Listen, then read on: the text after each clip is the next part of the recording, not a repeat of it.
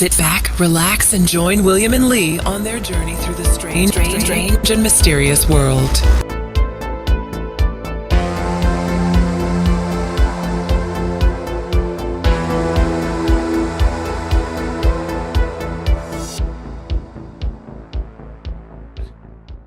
Right, and welcome to Season 2, Episode 19, Strange and Mysterious World. Today we have a guest on, Mark Bind. He's an energy healer. I know he delves a little bit with pendulums as well, which is, I'm keen to hear about that. What do you know about the guest, Will? Okay, so Mark Bind, he's energy healer here in Cape Town. He's very good at what he does. He deals a lot of times with like spirit attachments and entities and stuff like that. And why I was so interested in him is that when I was speaking to another psychic that I sometimes see and we were speaking about something that she was going through, that she had a hard time like healing within herself, whatever. She said, go and speak to Mark Bind. And also she knew I was doing a documentary about the end of the world, and she said he's got very interesting ideas and some research of his of the changing of the Earth's frequency. And then immediately I went and I saw him and I spoke to him and had some. It was very interesting. So here he is now. I'm just going to admit him into the Zoom meeting. Bring him in. Speak all about it. Yeah, sounds interesting. Especially because, I mean, there's a lot of people going on about the end of the world. You know what I mean? The Kiara that we just chatted to now. Mark? Here he is, yeah. Hey, Mark. Hello, guys. How's it? How are you, man? All right. It's actually nice to have a South African. We're so used to interviewing the guys from the States, so the accent is nice to hear. Homegrown. I'm sure the time zone is easier. Yeah. Yeah, Right. Our viewers are going to ask, where's the subtitles? We're the same. No, it's not that bad, man. Okay, so Mark, William and I were chatting a little bit just before you came on. You've got some interesting stuff there. I tried to do a little bit of pendulum work some time back. I found it a little bit difficult, but I think it's something you got to kind of practice and, do those kind of things with it. But I hear you've got some interesting stuff with regards to, energies, perhaps, I don't know, because I know we've been chatting to a lot of guys about the end of the world that's coming up pretty soon, or the end of an era, or the end of something that's happening. So I heard you've got some info on that. That would actually be quite cool too. So Mark, kind of tell us what you do and, how did you get into what you're doing? So the short story is everything failed and I was at rock bottom and I knew that I needed to fix my energy. But because I was at rock bottom and I'd lost everything, I couldn't afford any healers. I had to start doing it myself. So I started just trying to sort out my own energy But Mark, it's quite an interesting story, because when you told me, I'd maybe go tell us a little bit about the longer the longer story. If you don't mind, I mean, if you want to tell. Yeah, I don't mind. It's interesting, like how you actually got to that point. Yeah, so I mean, I've been on a spiritual path my whole life. In hindsight, I realized that even as a kid, I was channeling. I didn't realize it at the time, and my Catholic upbringing didn't really have the answers that I was looking for. I started reading personal development books in high school, so I was always into that sort of stuff.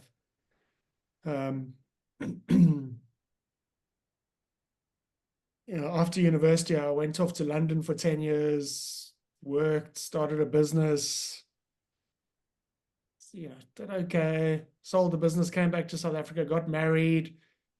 My wife got pregnant and I figured, okay, I need to earn some money and support my family. And that's when the universe decided, actually, we need Mark on a different path. So I went through the cycle of just like one failure after the other. First job in commodity trading, moving physical commodities. The company, after a few months, the company did a bad deal and lost a whole bunch of money up in Africa on a stolen shipment and didn't get paid for 3 months. So I left that job. Took one or two of the deals I'd been working on my own, opened up a company, did the whole importing permit and the whole shebang, started importing some animal feed into South Africa from Mozambique. And, eventually after getting the shipments loaded and out to sea, the ship caught on fire and was drifting offshore down the Mozambican coast for like weeks.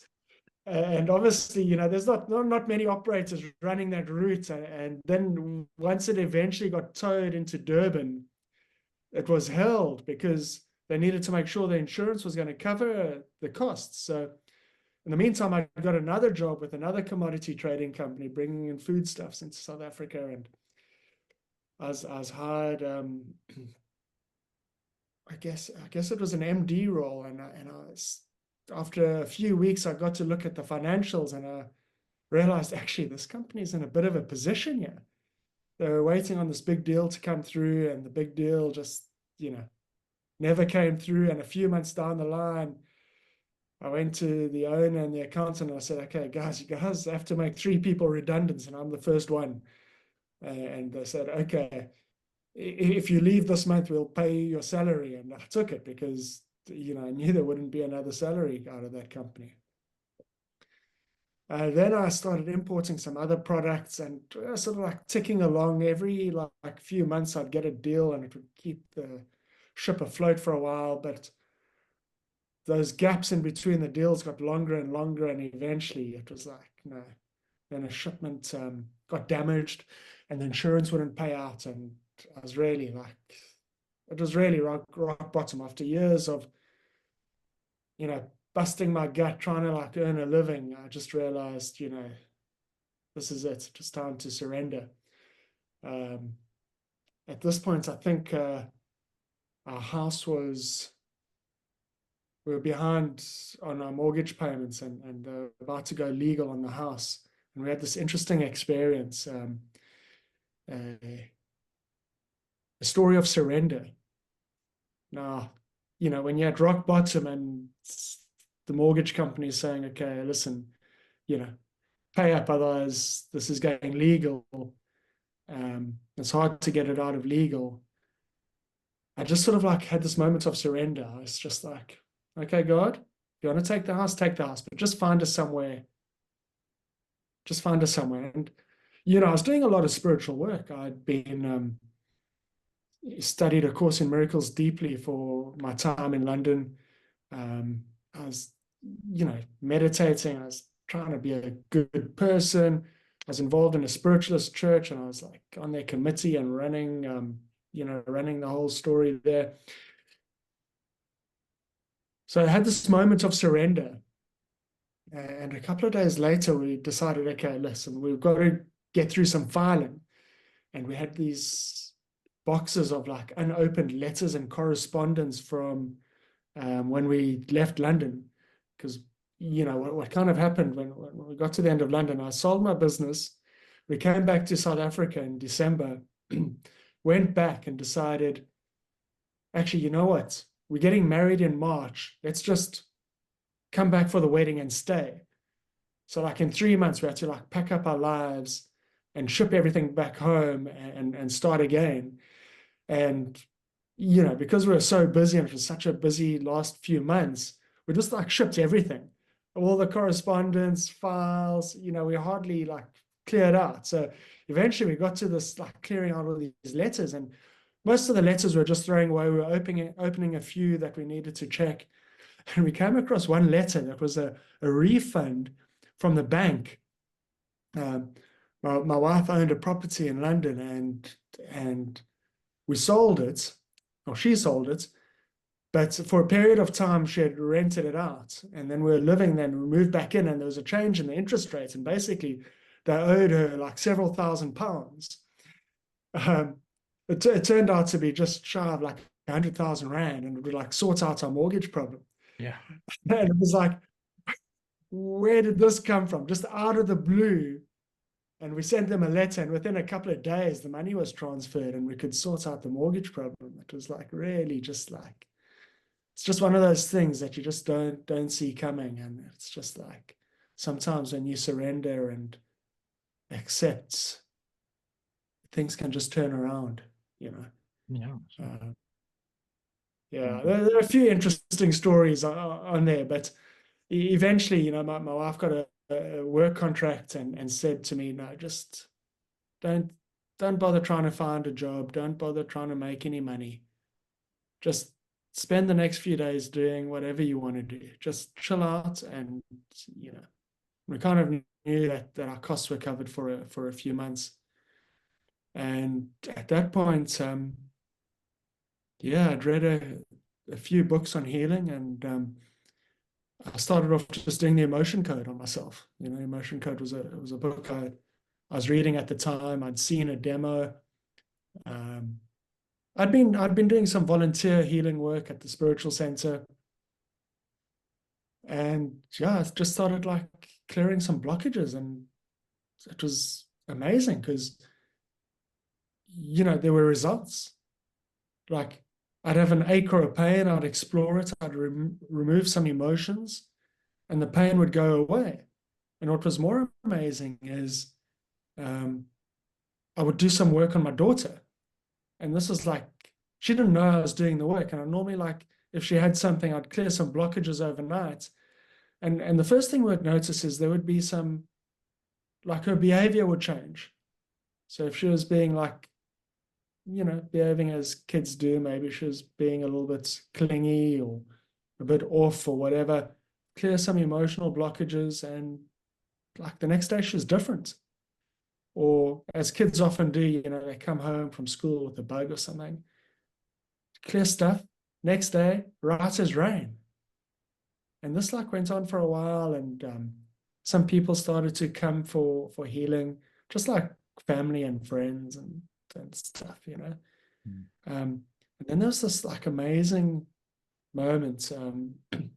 I'd sort of like done a whole lot of emotional clearing, and it's kind of what happens, you know, when you're healing, you clear stuff, and then a while later, more stuff can rise to the surface. You're going through the layers of the onion.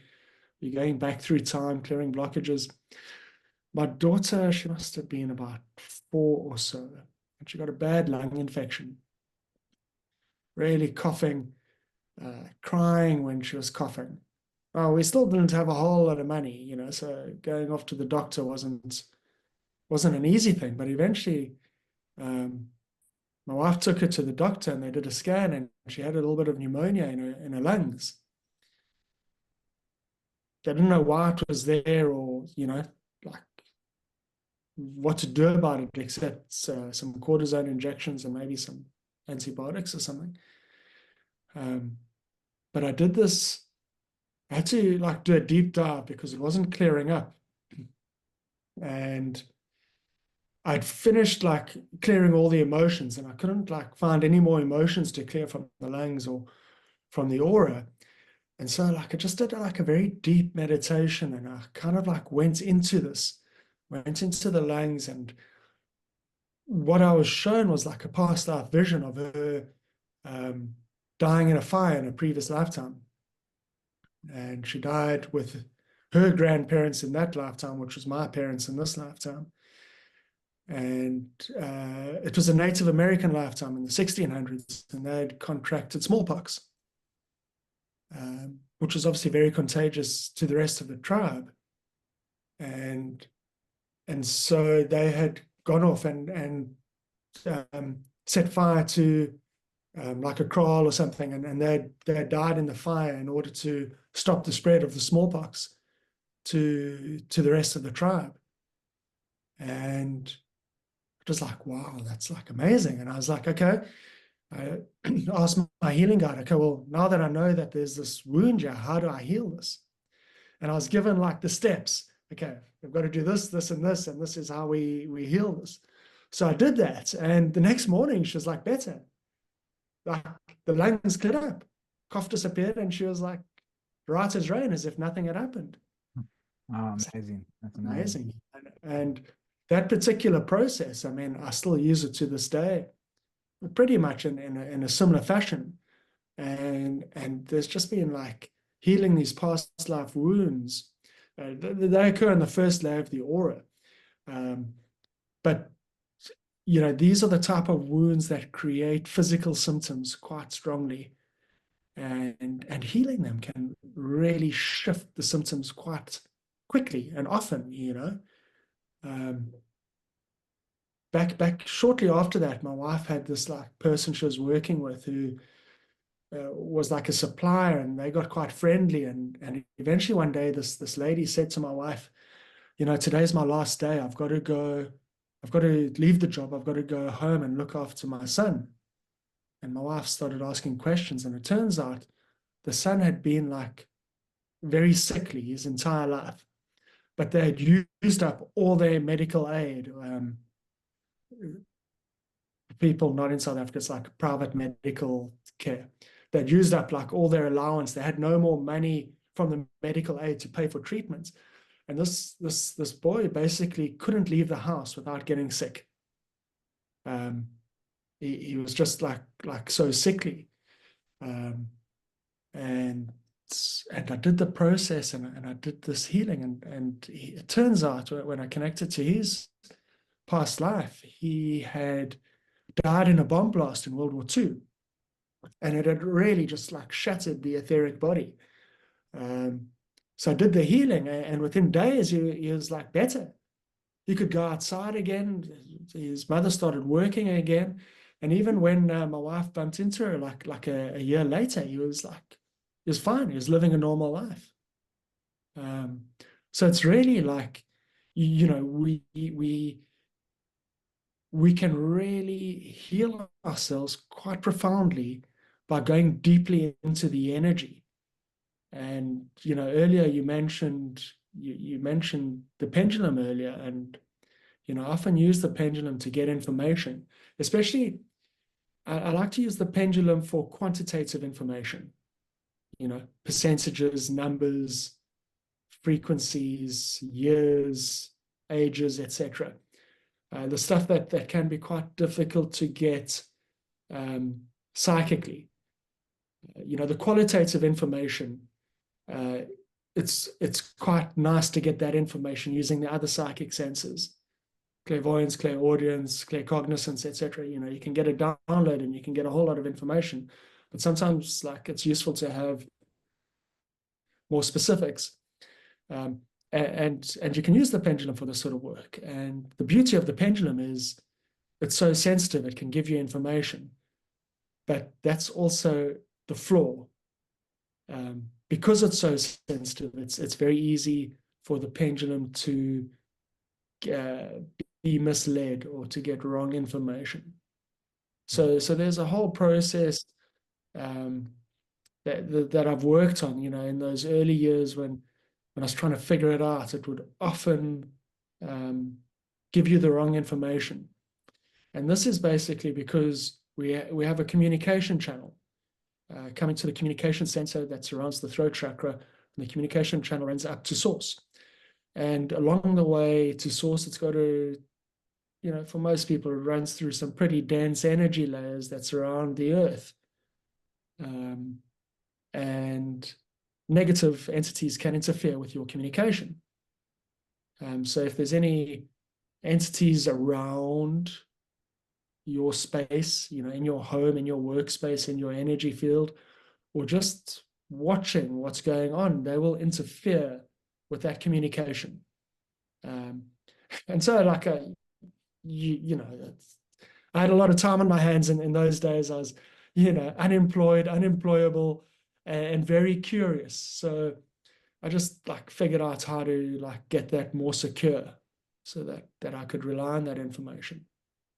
um, yeah, you sort of like heal and secure the communication channel, and there are a few steps. You got to make sure your energy is like strong and secure and protected.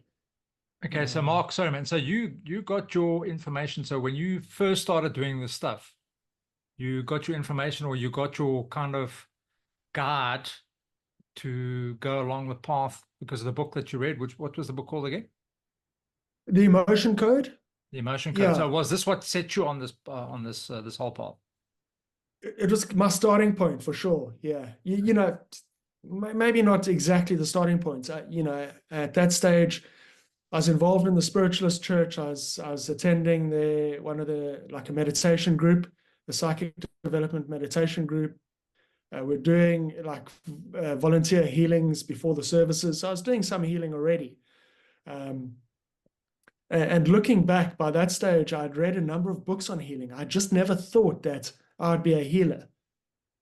I'd never ever considered it as a career. I just didn't think it was viable, I guess. Figured I had to support my family, and what would my parents say? Like, what would my friends say? Growing up in a traditional, not a traditional, but what we consider a normal sort of, going to a traditional boys' school, going to university, studying and getting a normal job, and then you sort of like go off and become a healer.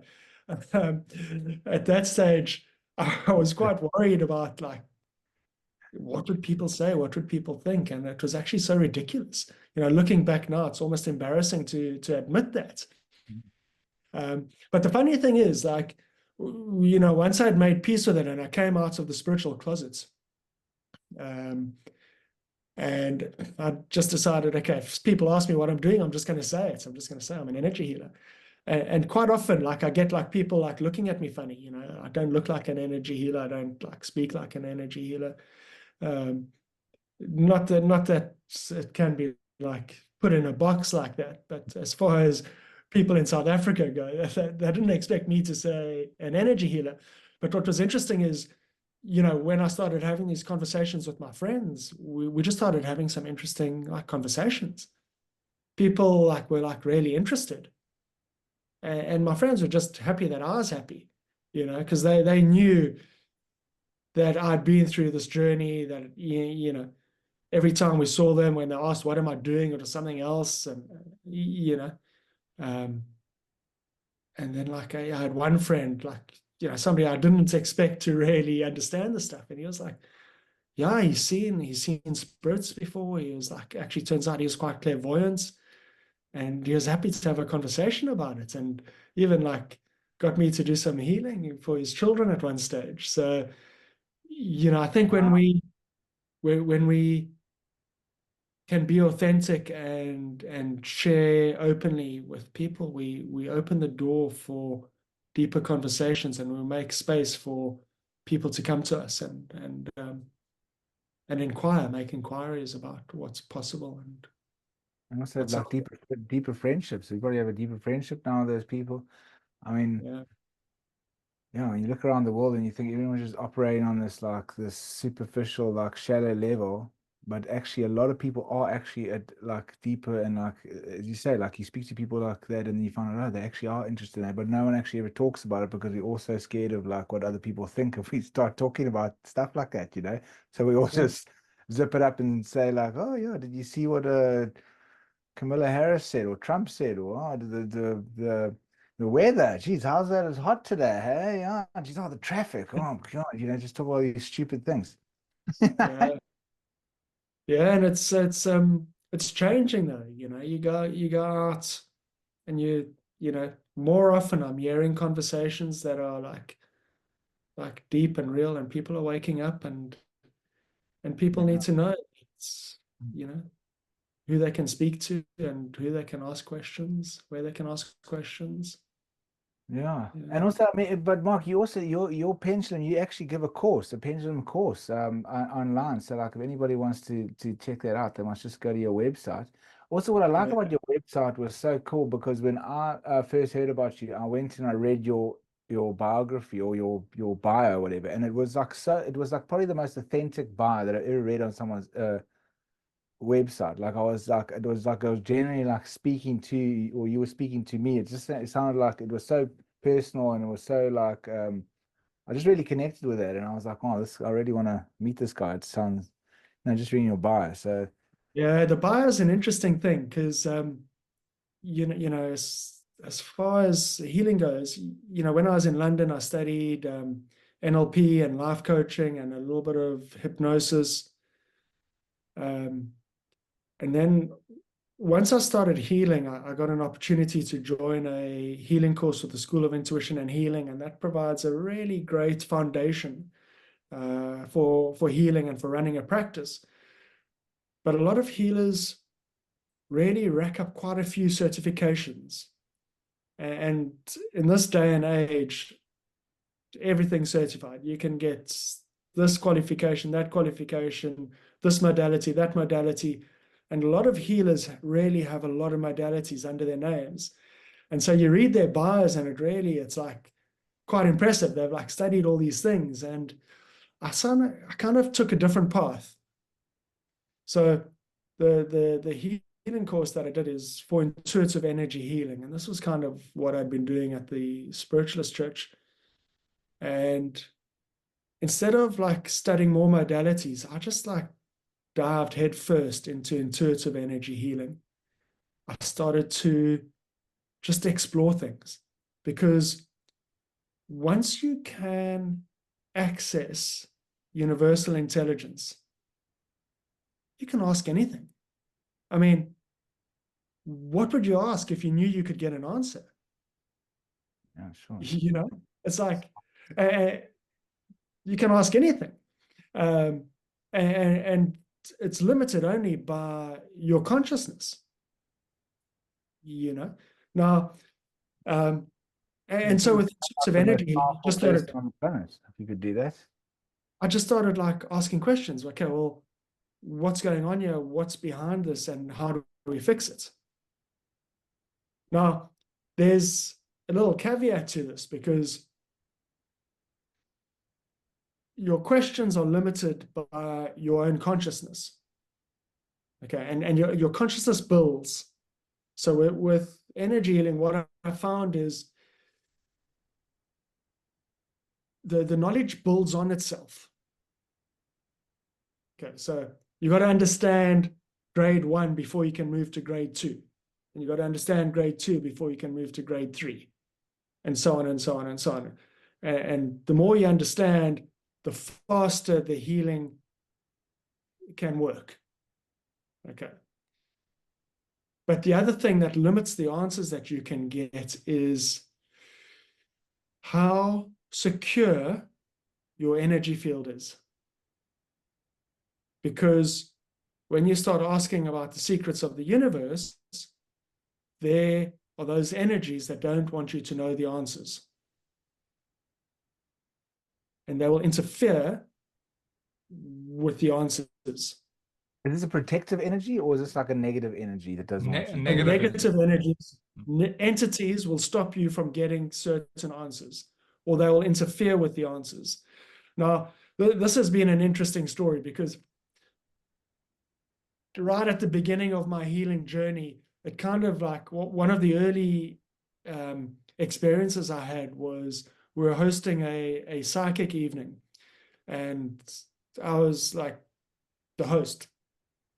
Anyway, one of the psychics who I'm still good friends with today, at the end of the evening, when we had finished up, she came up to me and she said, "Mark, by the way, you're under psychic attack. Your aura is full of holes."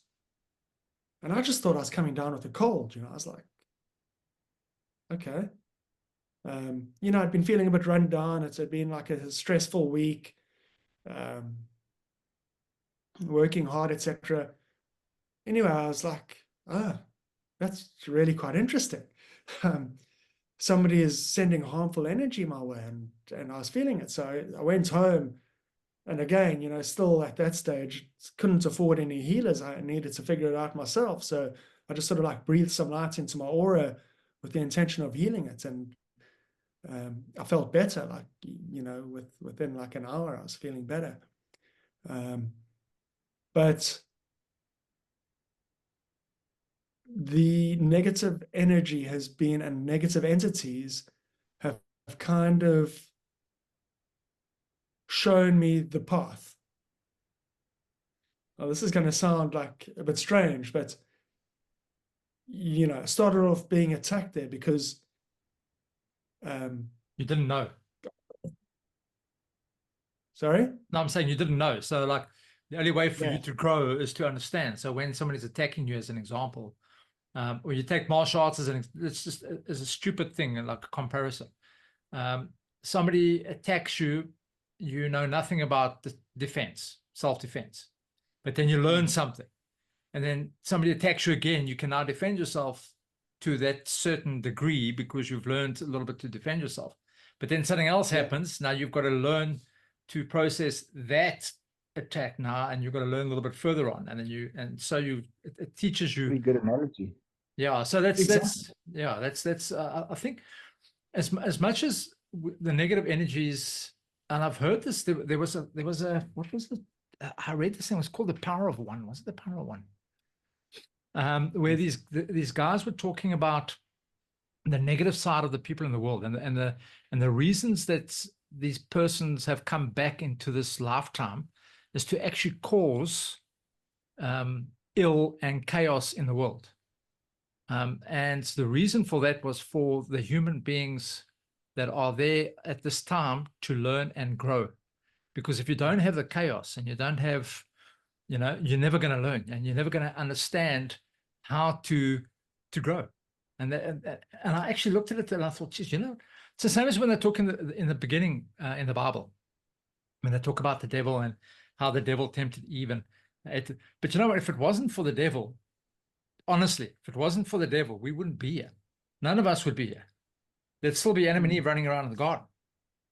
If you take it literally. So it had to have some sort of negative energies or negative processes in order for us to learn, because otherwise we can never learn. Yeah. The darkness provides an opportunity for the light to exist. And so, like with the psychic attack, the question that obviously arises is, okay, well, how could they do this to me? Like, what's going on in my energy that allowed this to happen? And every time I got attacked, I'd ask that question. Okay, what have they sent? Where did it get to? Which layer of the energy field is it in? How did it get in? And what am I doing to attract this? And what are you And asking an answer now? Are you just asking yourself? Or are you asking the pendulum? Yeah, Or are you... both, like everything. Just psychic inquiry. And in answering those questions, you then realize, okay, well, that's how we fix it. And then the other question is, how do I prevent this from happening? At one point, I had somebody was interfering with my thoughts. Somebody was putting ideas in my head that weren't my own. And I'm like, okay, once I figured it out and I understood what had happened, I was like, okay, how did they get that in there? And how do I stop that from happening again? And so what I had to do was, what I found was the permeability of my mental body was too high. So I think I got like a yardstick to use, permeability as a percentage. My mental body was something like 20 or 30% permeable. And this kind of refers to like how spongy it is. Like how much, like if you think of a sponge, how much water it can hold. So if you think of your aura, if you think of a layer of your aura as a sponge, the more permeable it is, the more vulnerable it is to outside energy. And then it was like, okay, well, how do I reduce the permeability of my mental body? And then the answer is actually quite simple. You channel light into it with intention. So I did this, and okay, then I was like, okay, well, how much can I reduce it? Should I reduce it by 5% or 10%? And at that time, I could reduce it by 5% like a day or something. So I reduced it by 5% every day for like 5 days, and then it was down to 0. But that's like really useful. I still use this with my clients regularly. If I've got clients like people who are too empathic, who like feel everything, go out to a shopping center and they like can barely last half an hour. Their permeability is like 30% or higher. And just by reducing the permeability with intention and breath, you can reduce that excessive empathy.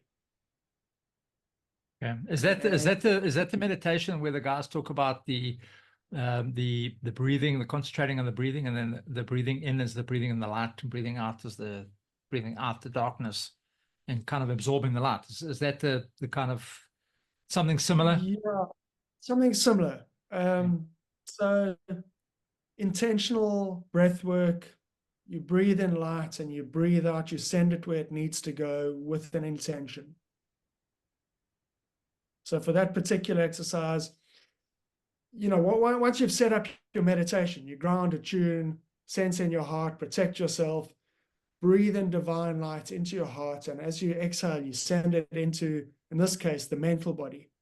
So the third layer of the aura, and I'd send it with an intention of reducing the permeability. Okay. And then the other thing you do is you can raise your light body strength.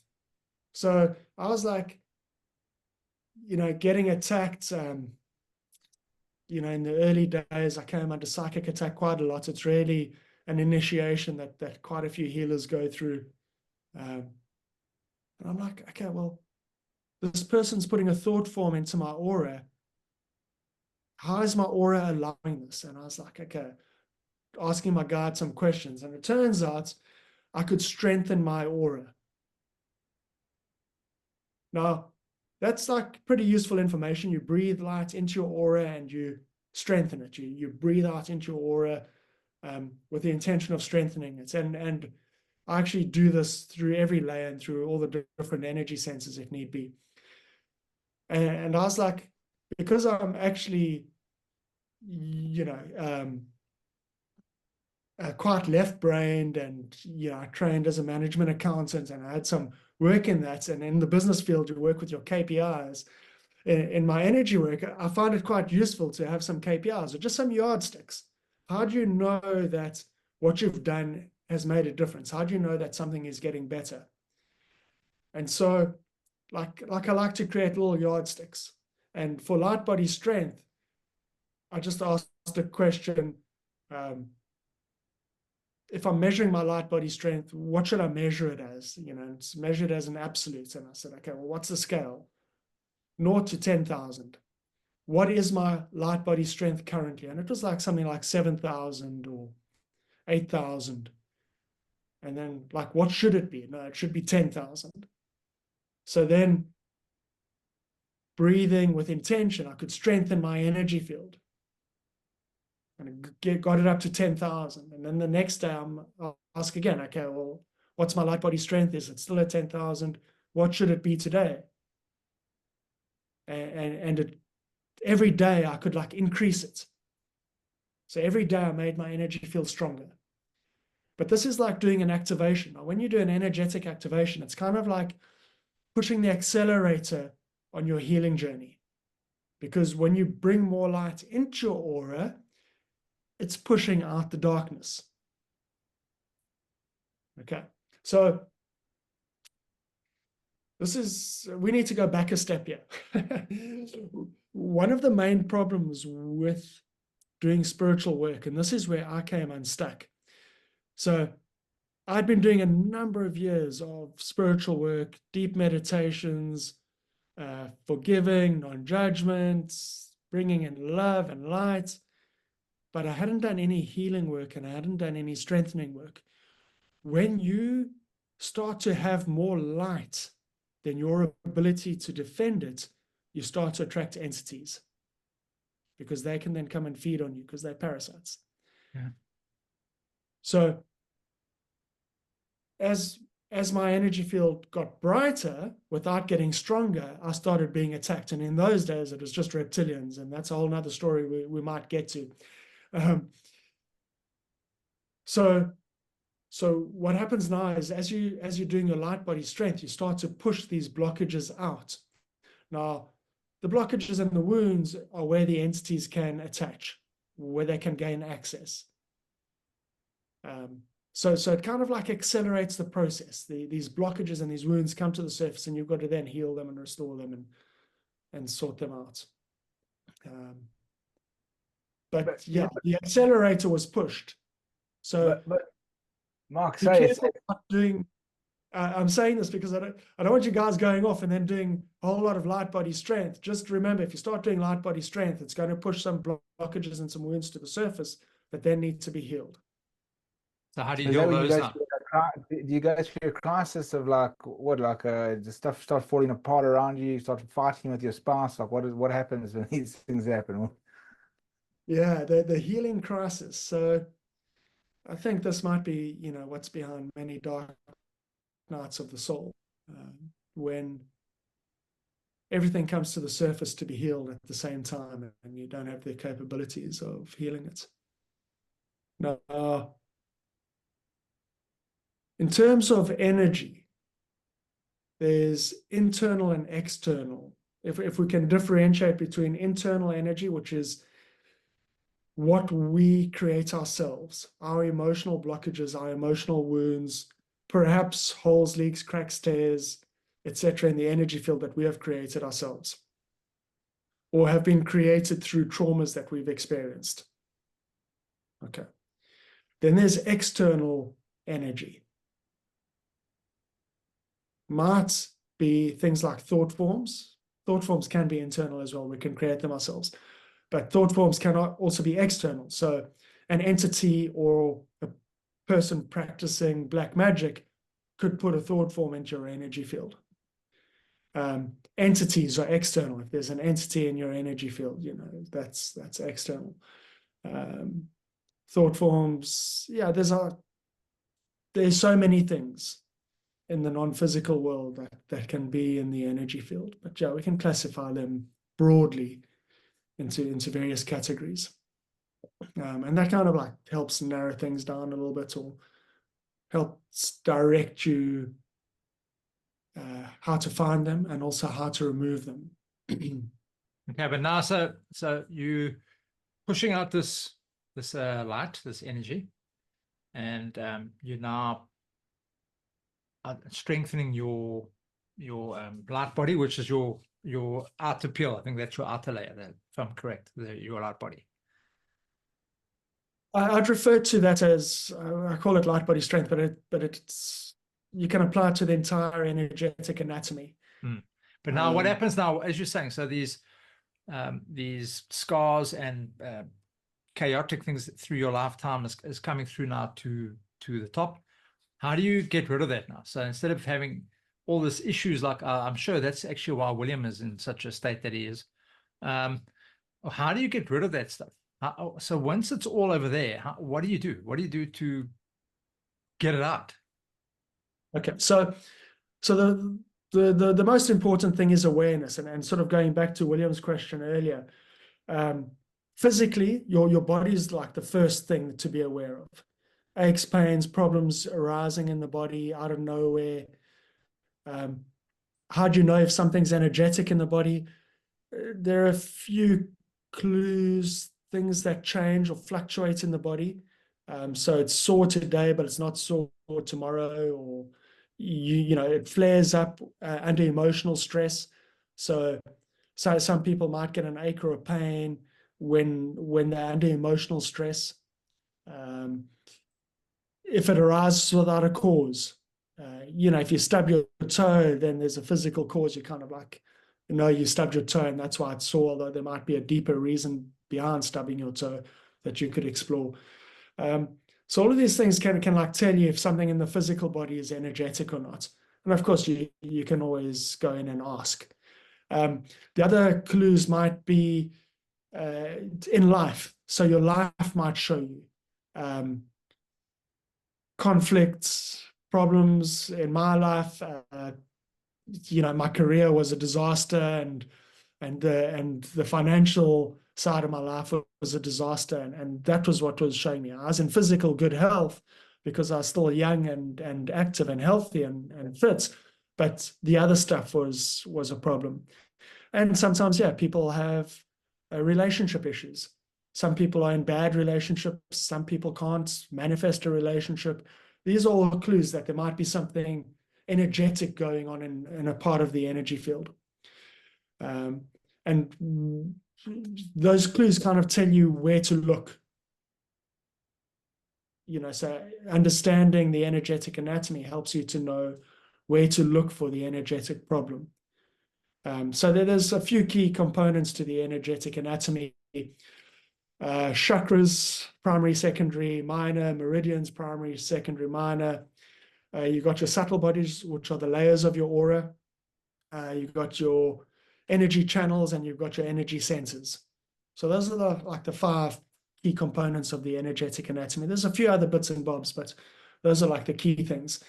And each of those components is responsible for something else in your life and something else in your body.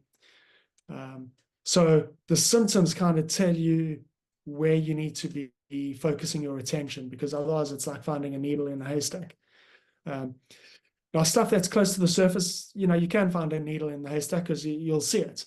As an intuitive energy healer, you can say, okay, this is the symptom. Can you show me what's behind this? And you'll be shown. And that's great. It's lovely when that happens. It's not always like that, though. Sometimes, especially if it's external. So let's say a reptilian has placed a torture device into your energy field. It might be a little bit harder to find that because it's going to be hidden. So they might make something like that invisible so that you can't see it clairvoyantly. You got to find it using your other psychic senses. The hard part of intuitive energy healing is finding the problem, especially when it's an external issue. So dealing with energy that's been placed into your energy field by other people or other entities. If you can find it, you can clear it. And clearing it is the simple process, mostly simple process. About there's different ways of doing it: discs of light, nets of light, using your intention, your imagination, even getting guides or angels to help, which can be useful at times if done correctly. So it depends on what you're dealing with to determine how you remove it. So Mark, so just say, okay, so just you're building this light body, pushing this stuff out, it's coming to the surface, like stuff in your life's like falling apart now, whatever.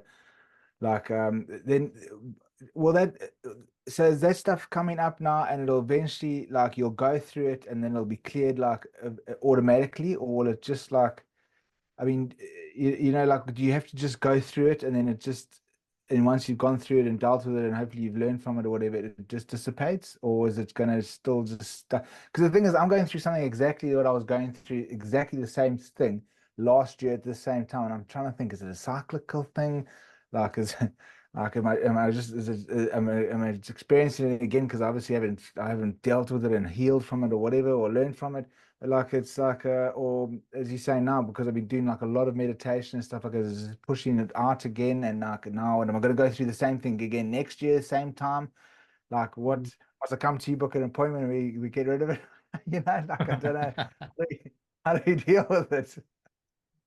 Yeah, this is a good question, because I think a lot of people on our planet are dealing with this at the moment because the frequencies on the planet are ramping up. Everybody's got stuff coming to the surface. You don't need to be doing light body strength exercises or any energetic activations. There's just something special happening on the planet at the moment that is bringing about individual and collective healing. Now, it's the ascension that everybody's talking about. Yeah. So let's I like get into that now, Mark, because I remember when I came and interviewed you, like, and you were telling me the most fascinating thing, like how you saw this process of the world, the vibration of the earth changing, and like how you are measuring it every day with your pendulum, and you plotted these graphs, and you also within yourself. So if you can just take us through that. Okay. So we'll get there. Like with your question, Okay, so if stuff comes to the surface, it's going to be active in your life. And living it out can heal it. Okay, so one way of healing it. So say, for example, let's give you an example here. Something that happens quite a lot is people have past life marriage contracts where they've been married to somebody in a previous lifetime, and that marriage ritual, the wedding ritual, carries a lot of energy, and it creates an energetic contract that lasts many lifetimes. And it brings these people together again, lifetime after lifetime, because they've got this energetic contract. Now, going back a few centuries, not all marriages were for love. Sometimes people were married because their families saw it as a business opportunity. You know, whatever the case might be. Sometimes people got married for the wrong reasons. Yeah, those forced marriages. Perhaps not even the wrong reasons. Maybe it was the right reason back then, but it's not the right reason anymore. Now, that energetic contract can be terminated by going through a divorce in this lifetime. So they're brought back together, and they can end that energetic contract by ending the current contract in this lifetime. But it's going to be very difficult because the energy is still there. Now, I like to think that doing the energy work makes everything else quite easy. It makes it easier, because if you clear that past life contract, it will be much easier for that couple to separate in this lifetime. Okay. Now, same with like some trauma that's in your energy field. So let's say you've got an emotional blockage in your aura. Let's say it's grief. And let's say that grief is from losing a loved one in a previous lifetime.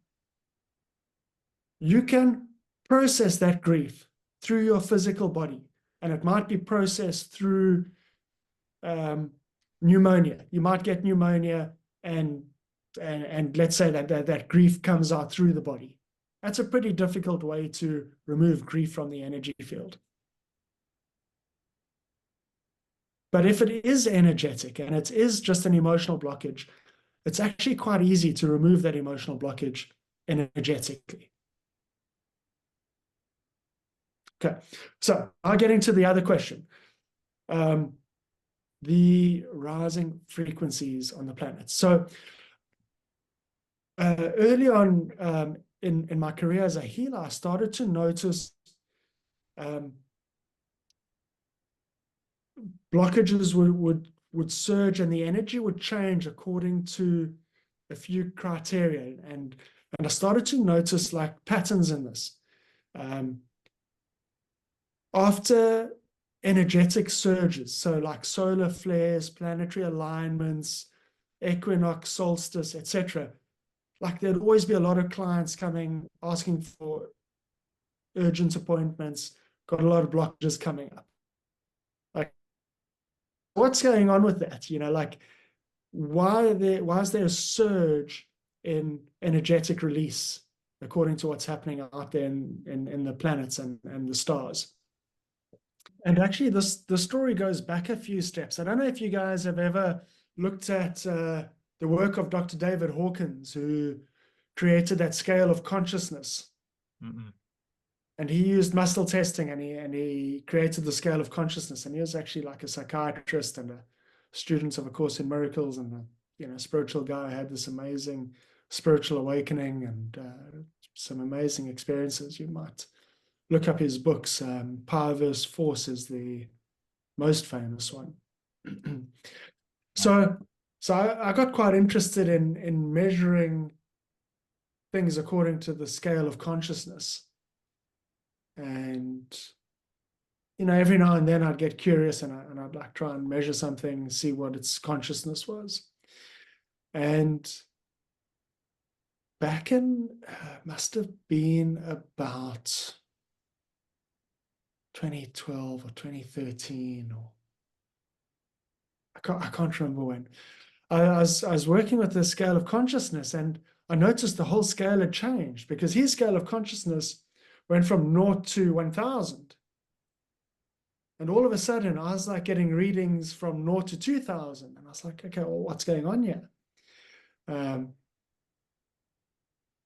And I just thought that was curious. And then a short while later, Wait, sorry, Mark, how are you getting these readings? so I was using a pendulum. Okay. He used muscle testing, but you can do whatever you prefer. And then a few days later, I went to this like retreat, like a spiritual retreat. And the first couple of days, everybody was like so tired. And it was like, yeah, what's going on with this? And it definitely seemed like there'd been some sort of energetic shift that had taken place. I actually think it must have been about 2015, 2016, actually. And that was like the first clue that, like, there are these shifts that are taking place, and it's like affecting people's energy, and it's affecting the readings that we were getting. And, quite inspired by that, I was trying to make sense of these shifts that were taking place. And initially, like, when I'd go through a shift, like, I'd feel like the energy would feel great, and then all of a sudden it would be like, boom, flat. And it's like changing gears in a car. If you're driving a car with a gear stick, and you accelerate and your revs go up, and you sort of like get a lot of torque, and then you change gears, and it's like, and your revs drop down. And energetically, I started to notice this pattern. Doing a lot of activations, energy feels great, I'm feeling amazing, invincible, boom, energy shifts, happens, energy's down, I'm vulnerable, there's entities around, what's going on? And every time, like, I went through one of these shifts, like, I then go and like see where the damage is. And at that stage, quite typically, there'd be like a bit of damage to the lower 5 layers of the aura, and perhaps to the chakras. And I was like, okay, there's something going on here, but I don't quite understand it. And I would then have to heal, and I'll talk about like a little bit of damage to each layer of the aura, like 2% or 5%, like nothing significant. But it was fine the day before, and then this day, there's damage throughout the aura. Heal the damage, feel great again. So I quickly learned that when the shift takes place, just heal everything and you'd be fine. And I brought out a meditation, my 5D integration meditation, that's still quite popular with my clients. And you can find it on my website. And it basically guides you through healing the subtle bodies, the chakras, the meridians, the energy channels, and the energy centers. Okay. So over a period of time, through inquiry and asking my guides and just trying to figure this out, I was given this model. And, because I started off measuring frequency, but working with frequency is really difficult because it's exponential and the numbers just become so big. And I was given this model that was actually frequency bands. And we were moving through a number of frequency bands. And there were layers of 7,000 frequency bands, and there's 7,000 layers of these frequency bands to get from the 4th dimension to the 5th dimension. And so I started to track where I was according to these frequency bands, and noticed the correlation between moving through a frequency band and then having one of these shifts. And I started to track this for my clients, and I'd notice, okay, when they shift, they like feel flat and run down, and then they need to do the meditation, or I need to do some healing for them. And then moving through the lower bands was quite, like, initially quite slow and time consuming, but then once you got some momentum, the big shifts took place every 7,000 frequency bands. And then I started tracking the collective consciousness of humanity, and I started tracking the energy of Gaia. And this was quite interesting. And I could put some graphs together using some of my old Excel skills, and I started sharing that on my social media, and people found it quite interesting. And yeah, there's definite periods of acceleration where there's like a big shift, and you could notice it, like and suddenly like things leveled out eventually.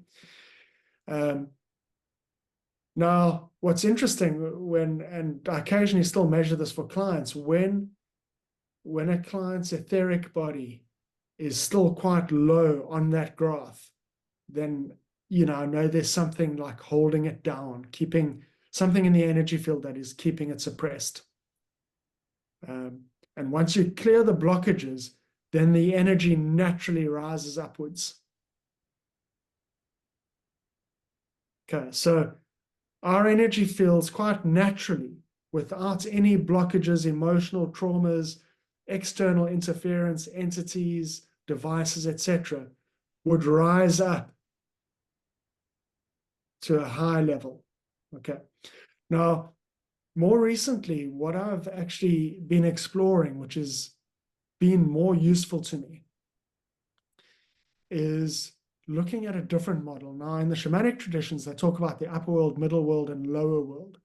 So I started to look at that as a yardstick. And what I found was upper world had 7 layers, middle world was 1 layer, and then the lower world had 7 layers. And we could track a person's energy and different components of the energetic anatomy according to this scale. Okay. And I did a little test, like I was quite curious. How many people are in the upper world? How many people are in the lower world? And humanity was definitely heavily skewed towards the lower world. I think most of humanity was in like lower world 4, 5, and 6. Which makes a lot of sense if you look around the world, around all the nonsense going on in this world. It makes sense that we're down there. And this is what some people call the frequency prison. We are held in a low frequency by foreign energy. So to get out of the lower world, we actually need to remove what I've called a frequency prison, a layer of energy around an energy field that keeps the aura stuck in this lower world. And most of the negative entities are actually in the lower world. So the problem with the previous model that I was working on that had the frequency bands is a person could be quite high up on that chart and have a high frequency, but they're still having entities attaching to them. Now, if we look at this new model, most of the negative entities are in the lower world and towards the bottom of the lower world. So there you find the reptilians, the draconians, poltergeists, and the demonic entities, and a whole bunch of other stuff, demonic, hundreds of different entities. But they're all down there. Now, in terms of protecting your energy field, you can do strengthening and protecting till the cows come home. But if you're still swimming in the swamp, you're still going to be encountering entities on a regular basis, and it's going to be quite difficult to protect yourself. And this is the question I get asked time and time again.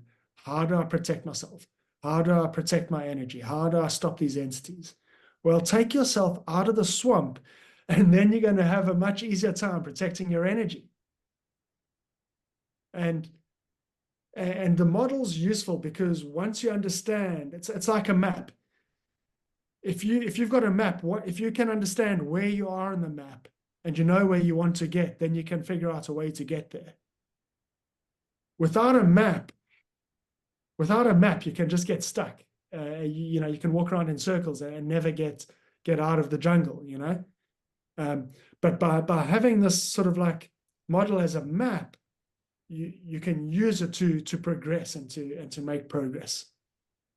Okay. So So this now, map, do you provide this map, or how do we? you can find it on the Yeah. website, huh? Well, at this point, the map's just in my head. But my new website's got a lot of meditations that take people through this process. The new website's ascensionroad.com.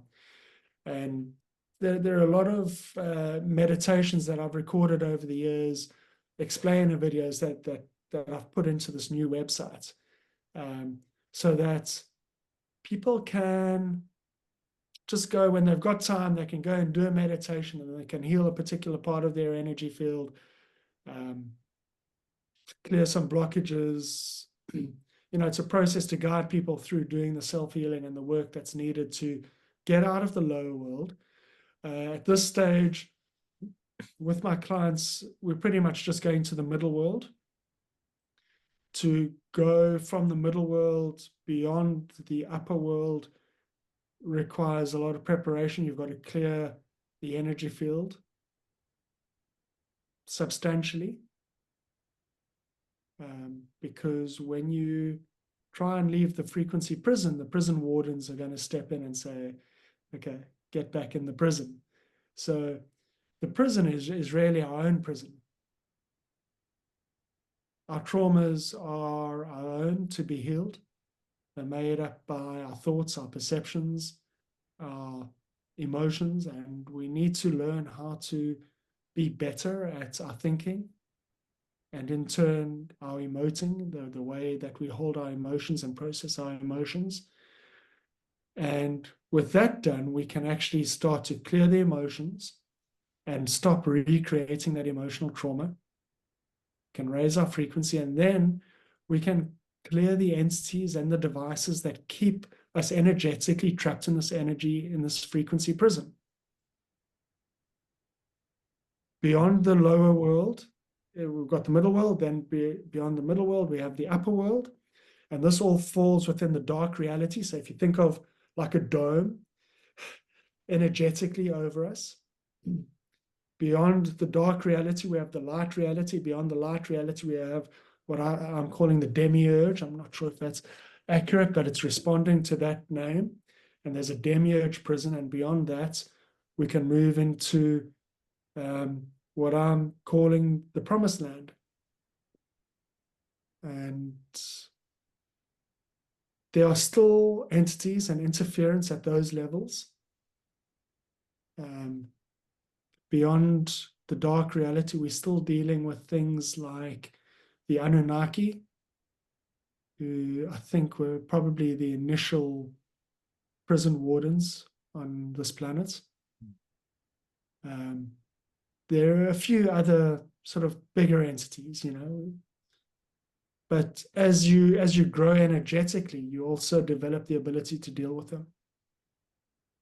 So you need to be moving forward, but not too fast. Not too fast that you're going to get a clap from one of the prison wardens and get knocked back a step or two. But you got to keep working on this path. You got to keep stepping forward. And what I like to say is, it's one step forward, it's one step up. And the step ups can be difficult, but the step forwards are good and necessary. And with everything, with each step, as we're clearing our energy field and strengthening our energy field, we are moving forward and moving upwards. So are we a prison planet? Is this a prison planet? Yeah, there's definitely a frequency prison, a number of frequency prisons at different layers. But the thing is, like, if you know this, you know you can get out. Because But do you think we were like put here for for a prison, or is it like a learning ground, or like what do you think? Like the way we kept it, like where we kept, did we do something bad on other planets and we got thrown here, or like are we got No, we caught chose to come here. We've chosen to come here. or is it just a learning ground to grow and become better part of the cosmos? There's a book that I have, and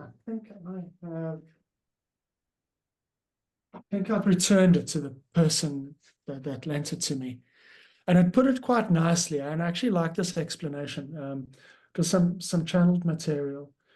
And what this book said is basically Earth was actually a high vibrating planet, great place, and it explained that there were a number of Earth-like planets. This sort of like opportunity to live in the physical. And I can't remember the exact number. There's about 30 of these planets. and pretty much all of them were failing. The frequencies were dropping, the universal darkness was getting in. The And- ANC in charge. something like that. But Earth was one of the planets that was actually holding its frequency, and decided to take on some of the beings that were escaping the other planets where the universal darkness had penetrated, thinking that there were enough souls on Earth to hold the frequency. And it took on these what do we call them? I forget the word, but these people who were escaping their planets that were being destroyed, and they came to Earth, and actually what happened is Earth's frequency dropped, and darkness came to Earth, and slowly, I think it took place over thousands of years, that we went successively deeper and deeper into density. Okay. And what happens on this path is you start clearing blockages, but the more you do, the further back in time you go.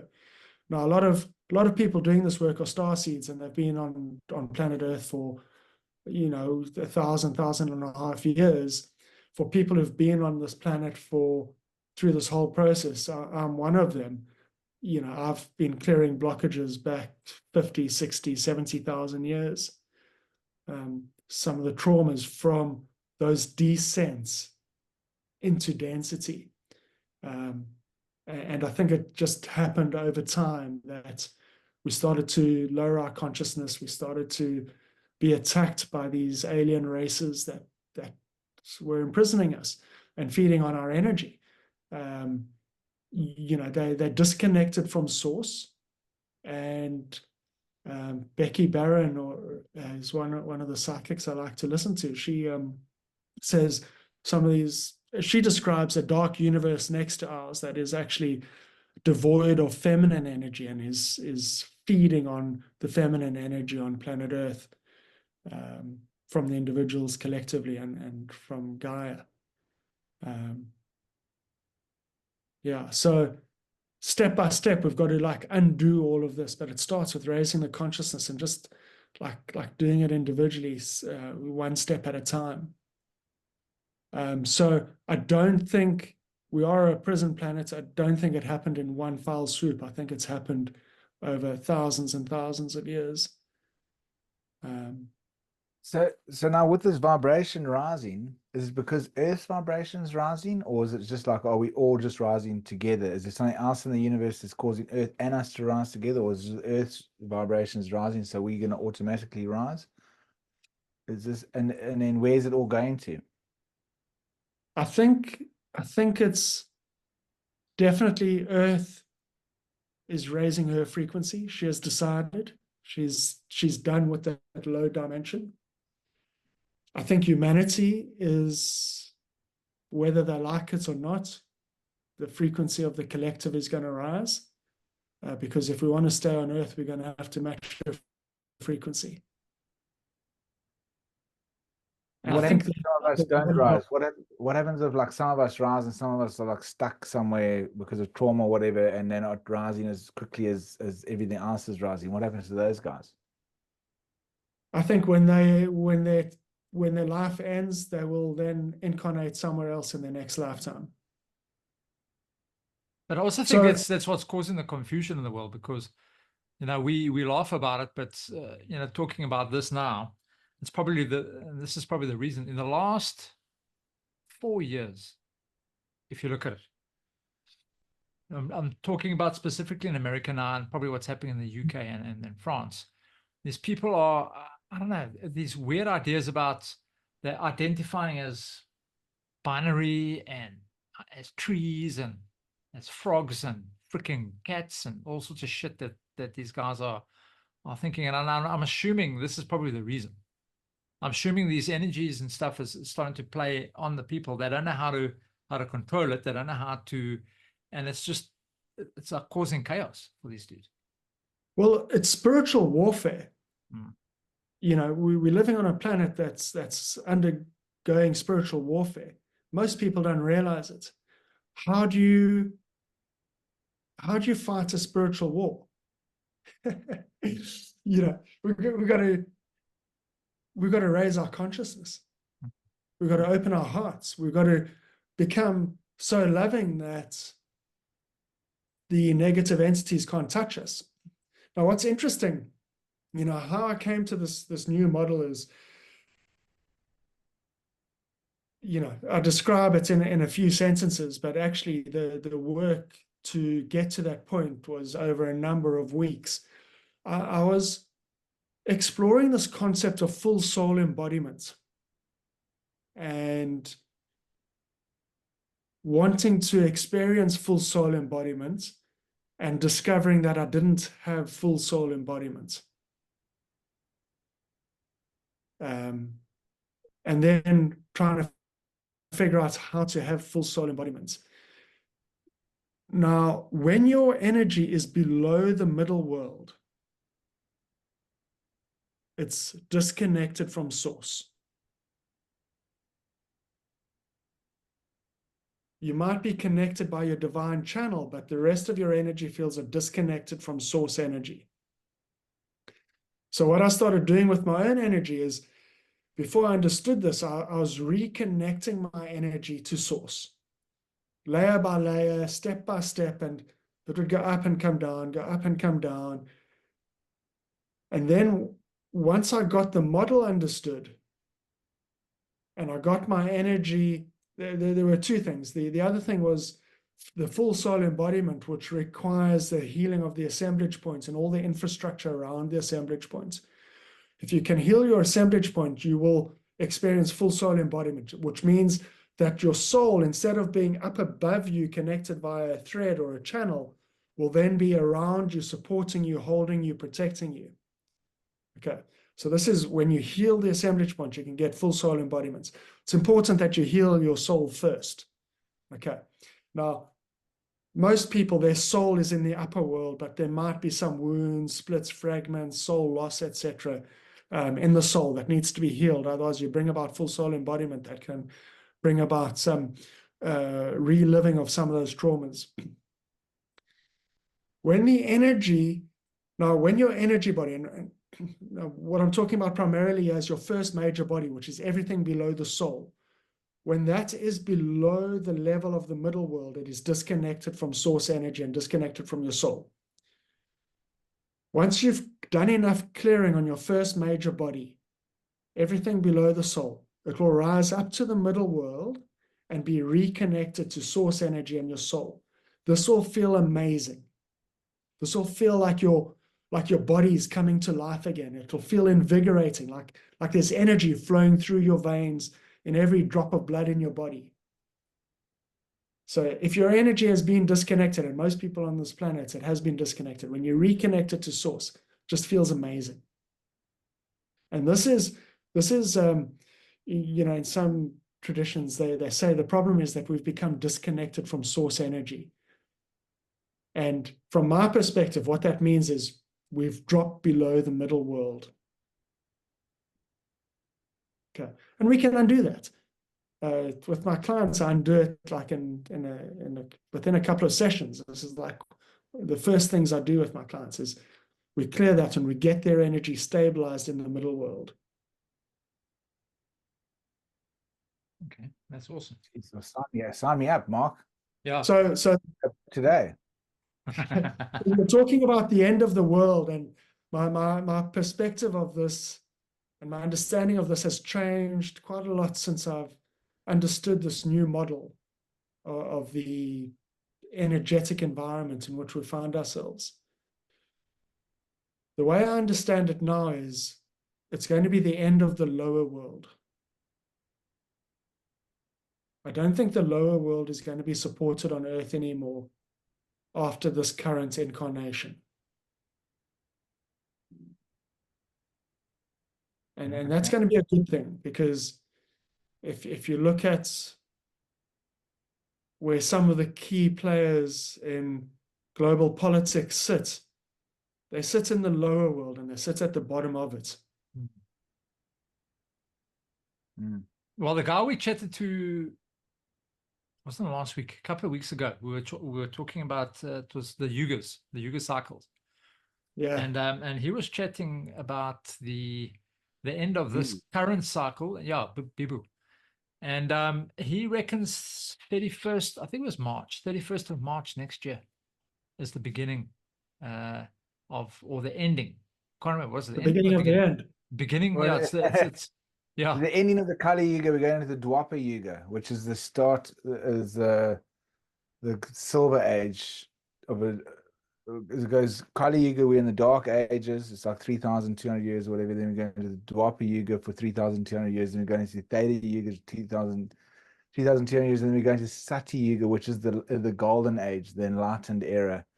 Yeah. Another 3,200 years. But he says because he's been studying it, with all of the different philosophies through Mesopotamia, Greece, Egypt, everything in India, and all of the shifts, and because there's all this controversy and debate and argument of when it started, when it ends, which one are we actually in, and he's kind of worked it out that we actually ending the Kali Yuga next year, March.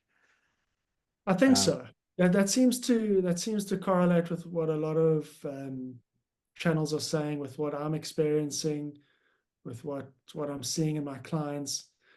Because for an individual to get through to this next phase of existence on this planet, we've got to clear everything from the last few thousand years that's held in the energy field. So part of the spiritual warfare, why it's so messy, is a lot of the like shit that people are experiencing is just stuff coming out of their own energy field that's been lying dormant. And as the light on the planet increases, and as the light within our energy field increases, it's pushing stuff out. That includes demonic entities and poltergeists that perhaps have been dormant in somebody's energy field for lifetimes. Now, at this point in time, they start doing some spiritual work, and these entities come out. They don't know where they're coming from and how to deal with them, or they don't even know that they're there. Mm-hmm. You know? Yeah, that's very interesting. Very interesting. And his past traumas, like people who've been ritualistically sacrificed, human sacrifice in ancient Egypt or South America. Now, in this lifetime, that's coming up to the surface for healing. People who've been eunuchs or sex slaves or stuck in arranged marriages in past lifetimes. In this lifetime, it's coming up for healing. Burnt at the stake, beheaded, died in a war. It's all coming up in this lifetime for healing. And it's not just coming up for one or two people, it's coming up for everybody. You know, it's a collective dark night of the soul. I know, that's why everywhere. That's why all the wars are. That's why we're fighting with each other. And I mean, I'm experiencing it like everywhere I go. Yeah. But also this funny thing is, I was interviewing a hypnotherapist the other day. She does past life regression therapy, and she was saying to me, she goes, "Yeah, no, that's when she's got a lot of messages from a lot of her clients when they're under hypnosis, that they say that's why so many people are reincarnating at this period of time on Earth, is because something huge is about to happen, and we've all reincarnated here to experience it, and that's why there's so many people reincarnated at this time, because they want to experience whatever the big thing that's going to happen in the next few years or decades or whenever this thing's next gonna year, happen. man. What do you mean 2 years? Next year. Gosh. But it's I think it's going to be very difficult for a lot of people, because as the energy rises, it becomes less tolerant to low frequency energy. It's like a drop of ink in a mud puddle. You won't even see it, but you put a drop of ink in a glass of spring water, and it's quite apparent. Any low frequency energy in your energy field will become more and more uncomfortable the higher the frequency rises. And so without doing healing work, I think people's lives and bodies will become quite uncomfortable. But knowing this gives you a tool, you know. You can see what's coming. You can take a step. Doesn't need to be like difficult, it just needs to become like a little step. Become conscious, start meditating, become aware of what's in your body, become aware of how your energy is feeling, become aware of your emotional state, your mental state, your spiritual state. Just like bring yourself closer to the creator. Right, cool. There you go. Mark, Yeah. I think that's a great way to end it, man. Yeah, Mark, much appreciated. Lovely. Your time was, yeah, thank you very much, man, for your time. No, pleasure, guys. Thanks. Always happy to chat. Yeah. Yeah, fascinating. Thanks, man. It was really, really interesting, man. Especially for you, Excuse me. Will, because I think this podcast was specifically directed for you. Yeah, I think so. You're gonna have to come back get a session there, Mark. I think I've got fucking reptilians up the wazoo here. What I've been Yeah. going through the last 2 weeks. Oh my God, Lee knows all about it. I saw him in Durban the other day. And like I told him fuck it. I just like sometimes the problem is like when I'm in depending what mood I am, obviously what I think what life is. But at the moment, I just feel that it's just a never-ending series of conflict. That's what life is. The whole life journey is just a series of never-ending conflicts. I mean, obviously, when I feel better and I come out of this, I'll say something differently and positive, obviously. But at the moment, that's what it feels like. You better get hold of Mark and make an appointment, but Yeah. nothing And to people talk about the night of the dark soul. I think I've gone through like 9 years of the dark soul, and it just seems like it's getting worse. But I think it's 9 just years, 39 years of the- dark soul. Because the stories you've been telling me from when you were young, you were like robbed and all sorts of shit. So. Now, looking back on it, that was the best time of my life. It's just getting worse now, Mark. This Kali Yuga thing this boil that we like gets getting squashed needs to burst now, and just the pus must just get out, and we must all just move on. Yeah. Yeah.